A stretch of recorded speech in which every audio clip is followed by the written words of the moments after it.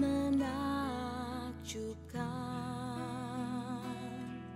sungguh ajaib untuk dimengerti, lebih dari semua yang ada. Shalom, damai sejahtera Kristus menyertai kita sekalian. Mari kita berdoa. Bapa, terima kasih. Sebelum kami melakukan kegiatan kami pada hari ini, kami rindu untuk merenungkan dan membaca firman-Mu. Ya, berkati ya Tuhan, supaya firman Tuhan menginspirasi dan mempengaruhi hidup kami. Dalam Kristus Yesus, firman Allah yang hidup, kami berdoa. Amin. Hari ini kita membaca satu bagian firman Tuhan dari Yohanes 14 ayat yang ke-6. Kata Yesus kepadanya, "Akulah jalan dan kebenaran dan hidup. Tidak ada seorang pun yang datang kepada Bapa kalau tidak melalui Yesus atau melalui aku." Saudara, saya akan memulai renungan ini dengan satu kata, filsafat. Berasal dari bahasa Yunani philo dan sophia. Philo artinya cinta atau mencintai. Sophia artinya pengetahuan dan kebijaksanaan. Jadi orang yang berfilsafat itu memberi pengertian mencintai pengetahuan dan mengejar kebijaksanaan dan hikmat. Tujuannya untuk mencari kebenaran. Alat dasarnya tidak lain dan tidak bukan adalah pikiran dan logika manusia. Jadi berfilsafat artinya orang berpikir sedemikian rupa agar mendapat kebenaran. Apakah orang Kristen tidak boleh belajar filsafat? Tentu boleh-boleh saja. Bahkan harus, saudara, agar jangan sampai kita menjadi orang Kristen yang anti logika, menjadi orang Kristen yang sempit, tidak berkembang, dan fanatik, tidak karuan, saudara. Bukankah sebenarnya tiap-tiap hari kita juga memakai logika, berpikir, memilih untuk mengambil keputusan dari hal-hal yang kecil sampai hal-hal yang besar. Hal-hal yang kecil seperti memilih warna pakaian, makan apa hari ini, tujuan mana kita pergi, dan lain sebagainya. Sampai hal-hal memilih dan memutuskan hal-hal yang sulit, yang kompleks, yang besar untuk mengambil keputusan yang penting.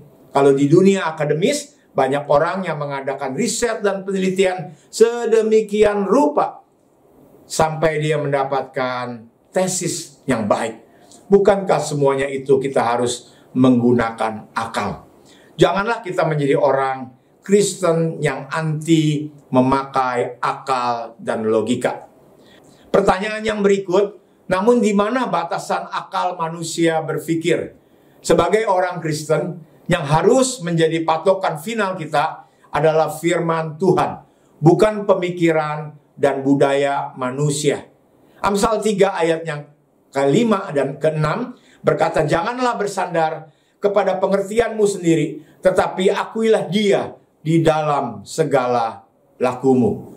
Menarik sekali membaca nats kita hari ini, karena Yesus Kristus mengatakan, "Akulah jalan, kebenaran, dan hidup. Tidak ada orang yang sampai kepada Bapa kalau tidak melalui aku." Jadi maksudnya sementara filsafat berpikir untuk mencari kebenaran, tetapi Alkitab berkata, Yesus Kristus adalah kebenaran. Amin. Melalui ayat-ayat tersebut, kita dapat memiliki konsep dasar pengajaran iman Kristiani. Dengan waktu yang singkat ada 3 hal. Yang pertama, saudara, Yesus Kristus menjadi dasar orang Kristen berfilsafat. Karena Kolose 2 ayat yang ketiga berkata, sebab di dalam Dialah tersembunyi segala hikmat dan pengetahuan. Amin. Bahkan Amsal 1 ayat 7 juga berkata, takut akan Tuhan adalah permulaan segala hikmat dan pengetahuan. Yang kedua, saudara, filsafat Kristen yang tidak berdasarkan pada Kristus dan Alkitab akan sangat berpotensi untuk menyimpang. Paulus dalam menasihati orang yang berpikir secara duniawi, terlihat juga 2 Korintus 10 ayat 5 berkata, kami mematahkan setiap siasat orang yang merubuhkan setiap kubu yang dibangun oleh keangkuhan manusia untuk menentang pengenalan akan Allah.